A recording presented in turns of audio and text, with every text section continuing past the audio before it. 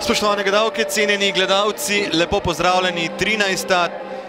torej še zadnja tekma 13. kroga prve slovenske nogometne lige in sicer to je tista, ki bi morala biti odigrana v nedeljo, pa je bila odplaknjena zaradi močnega dežja v Krškem, tako da je bila sedaj prestavljena na današnji dan. In tole je sedaj prekršek Nikole Mandića. Kot kaže, gre za kar boleč prekršek in rumen karton. Radić, pa Antonov. Proti Meriju, Meri z glavo in gol! 33. minuta. Gre za 24-letnega Nigerica, ki je v lanski sezoni postal prvi strelec prve lige Telekom Slovenije 17. No, tole nevaren napad, sedaj tudi domačinov. Mandić je padel po tleh v kazenskem prostoru, vendar tole dobil drugi rumeni karton in od 38. minute naprej bodo igrali domačini z igralcem manj.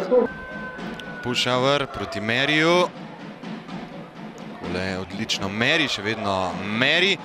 Lepa poteza Merija, tamle je priložnost za zadetek Zalokar in kakšna zmeda! Gol! Strelec gola. Igrali številko 33, Milan Tučić. Njegov 10. nastop in 4. gol.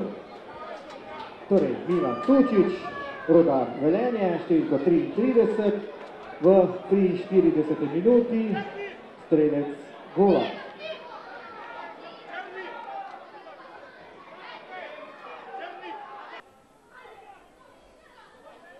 Jovanović, strel Jovanovića, kar nevaren poizkus Uroša Jovanovića, 58. minuta, torej jasno, manjka pa tudi Nikola Mandić in vse to potem posledično vidimo.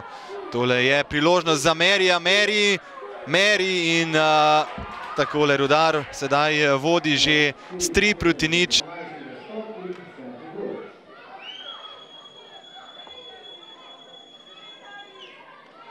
Končni rezultat, torej Krško, Rudar 0-3. Pa dobro, mislim da nismo dobro začeli prvih 10 minut, kasnije smo se ojeli dobro, začeli smo stvarati te priložnosti, te 2 ali pa 3 dobre smo zapravili, škoda, sve smo imeli, mislim to kaj ste rekli da je taj rdeči karton presudil, tudi jaz mislim da je taj karton mogoče malo prestrogo. Ja, jaz mislim, da tudi do prvega gola smo igrali zelo dobro, vse skozi napadali. Potrebno je priznati, da je tudi Krško v tistih prvih 15 minutah imeli 2 izredno nevarna protinapada, enkrat je naš vratar Predigar dobro prosredoval, potem pa smo celotno srečanje prevladali na igrišču, res je bil odločilni moment izključitev Mandića, potem še naš drugi gol, v drugem polčasu pa smo samo kontrolirali potek srečanja.